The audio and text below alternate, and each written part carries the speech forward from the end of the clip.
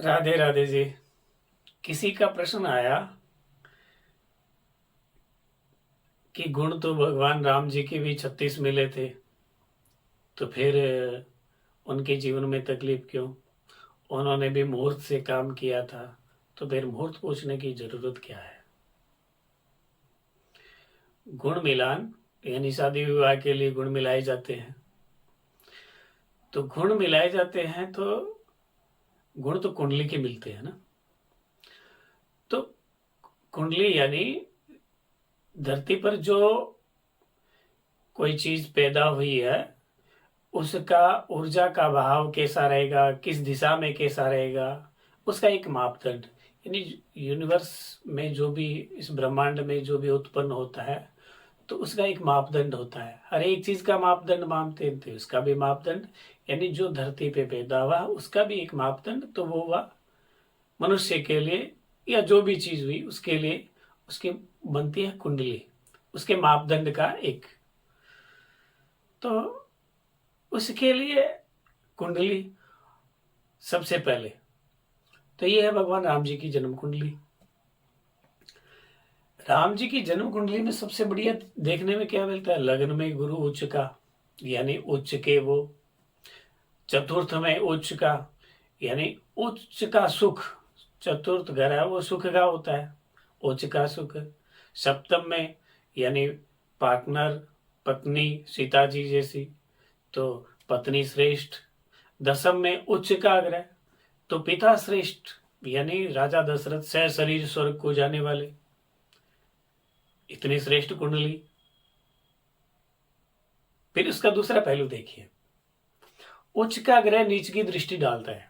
जहां उच्च का होता है उससे सप्तम में, ठीक उसके सातवें घर में नीच की दृष्टि डालेगा। गुरु लग्न में उच्च का श्रेष्ठ तन, सप्तम में नीच की दृष्टि, तो वैवाहिक जीवन में, पार्टनर के जीवन में यानी कमी, वहां तकलीफ देना। यानी दसम में पिता उच्च का, सूर्य मेष का उच्च का, लेकिन चतुर्थ पे नीच की दृष्टि डाली सूर्य ने, सुख मिला ही नहीं। मां उच्च की लग चतुर्थ में शनि उच्च का, यानी मां उच्च की, दसम घर पे नीच की दृष्टि डाली, पिता का सुख नहीं मिला। यानी उच्च के ग्रह जहां नीच की दृष्टि डालते हैं, वहां पे वो एक कमी इस तरह की छोड़ जाते हैं, वो जीवन में और व्यवहारिक जीवन में हर एक किसी के भी। इसीलिए कहते हैं नीच के ग्रहों की दृष्टि अच्छी होती है, क्योंकि जो देखता है ना, वहां का जो फलित होता है ना, वहां का जो फल स्वरूप होता है, वो हमेशा जीवन में देखने को मिलता है। तो नीच के ग्रह की दृष्टि, उच्च के ग्रह की दृष्टि जहां पड़ेगी नीच पे, वहां पे कमी देखने को जीवन भर मिलेगी। और जब तक उसका इतिहास रहेगा तब तक वो कमी देखने को मिलेगी। अब करते हैं गुण मिलान की बात। गुण क्या होता है? यानी गुण मिलान यानी एक कुंडली के मापदंड से किसी के हम शारीरिक, मानसिक और व्यवहारिकता को जान सके कि दोनों कुंडलियों का कैलकुलेशन एक है या नहीं है। यानी शारीरिक, किसी के तो शरीर में ऊर्जा हो, को 24 घंटा मेहनत कर सके, और कोई 2 घंटे में ही, 2 घंटे मेहनत करते वो थक जाए, तो फिर शारीरिक बैलेंस नहीं बना। इसलिए कहते हैं मांगलिक को मांगलिक से शादी करनी चाहिए। मांगलिक में ऊर्जा होती है, वो बलिष्ठता होती है। उसको तो पार्टनर वैसा चाहिए जो बराबर मेहनत कर सके, 12 घंटे 20 घंटे बराबर मेहनत कर सके। तो शारीरिक, मानसिक और व्यवहारिक,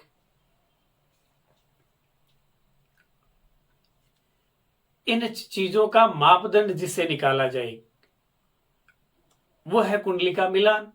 तो दो कुंडलियों का मिलान, हम कुंडली तो कहीं भी टाइप कर देते हैं, मोबाइल में कुंडली मिल गई, हाँ जी कुंडली मिल गई, कितने गुण मिले? 25 गुण मिले, बहुत बढ़िया, शादी कर लेते हैं। कुंडली मिल गई, उस कुंडली में क्या लिखा हुआ है? कुंडलियां तो दो है, उसका वाइब्रेशन, यानी 36 में से आपने 25 के गुण मिल गए, 28 गुण मिल गए, बढ़िया गुण मिल गए, लेकिन फिर भी इस कुंडली का कार्मिक अकाउंट तो बदलेगा नहीं। जो डेस्टिनी लेके, कुंडली का मतलब तो यही हुआ ना कि डेस्टिनी यही है हमारी, ये हमें फॉलो करेगी। हमारा कर्म फल है, ये कर्म है वो हमें फॉलो करेगा, कर्म फल है ये हमें फॉलो करेगा पूरे जीवन भर। तो कार्मिक अकाउंट तो बदलेगा नहीं। हाँ, उनकी व्यवहारिकता सोच कुछ हद तक मिल जाएगी। तो यानी ये एक मापदंड है। और भगवान राम और सीता जी की कुंडली में तो श्रेष्ठ मापदंड था।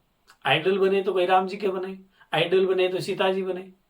यानी पूरे जीवन भर उन्हीं को समर्पण, पूरे जीवन भर उन्हीं को समर्पण।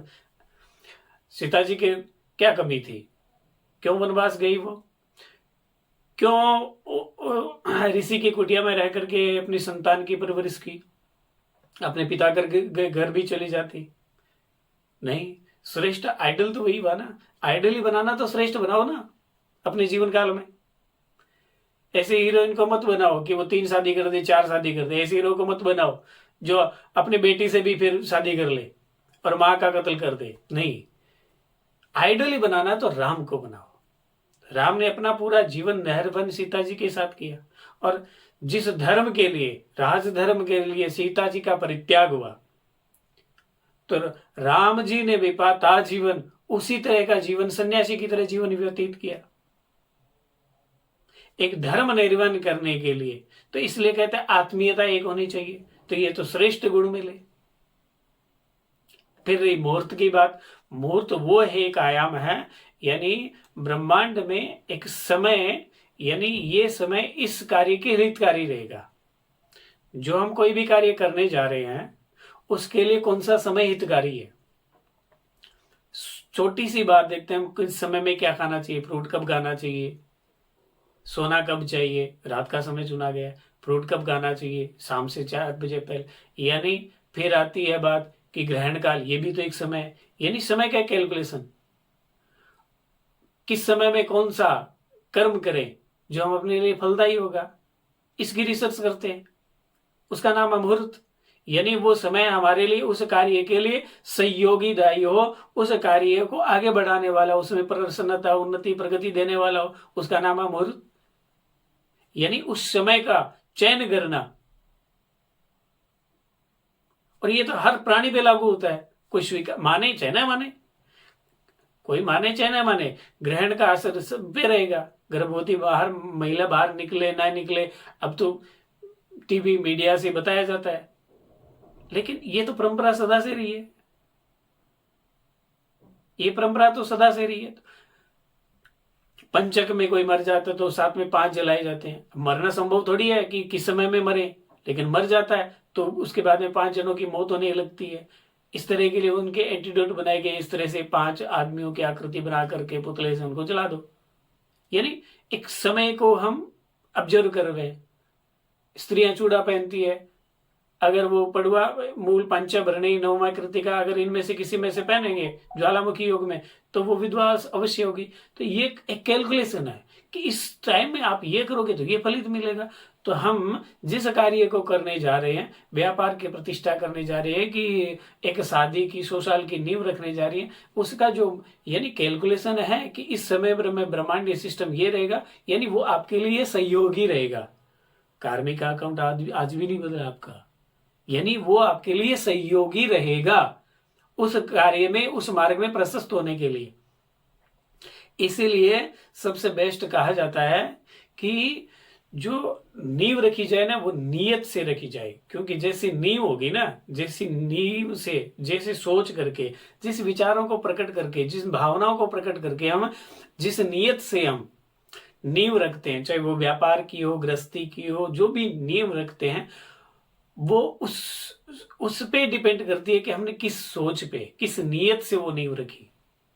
हमने मकान बनाया, एक फैक्ट्री बनाई, या एक दुकान बनाई किसी से लोन लेने के लिए, 2 रुपया लेने के लिए, या हम उस एक दुकान से शोरूम बना के एक फैक्ट्री बना के, एक फैक्ट्री बना के 10 फैक्ट्री बनाने के, उस सोच से बनाई है कि किस सोच से बनाई है। हम जीवन में जो भी स्टेप रखा है, जो कदम रखा है, वो किस जगह पे जाने के लिए रखा है, हमने किस नियत से रखा है, वो मायने रखता है। सबसे बड़ी चीज तो वो भी है। आज इनके कहते हैं लिव इन रिलेशनशिप, तो आपने सबसे पहले ये सोच लिया यहाँ होगा कि नहीं होगा, यहाँ क्या होगा क्या नहीं होगा, फिर देखेंगे। तो आदमी की वैसे ही आशाएं हैं, वो आकांक्षाएं वो भर जाती है। एक बार अगर आदमी 50 लाख का भी कोई फ्लैट ले, घर बनाए, 10 साल रहेगा, उससे उब जाएगा, वो सोचेगा उससे और बढ़िया बनाऊं। ये तो बदलने की प्रतिक्रिया है। अगर आपने नींव ही उस विचारों से रखी है, उस भाव से रखी है, तो फिर मतलब ही क्या। सबसे जरूरी तो यह है कि आप जिस नींव को रख रहे हो, जिस आप कार्य को करने जा रहे हो, उसकी नींव यानी उसकी नींव की नीयत है, वो अपनी सोच जो है, अपनी फील जो है वो श्रेष्ठ होनी चाहिए।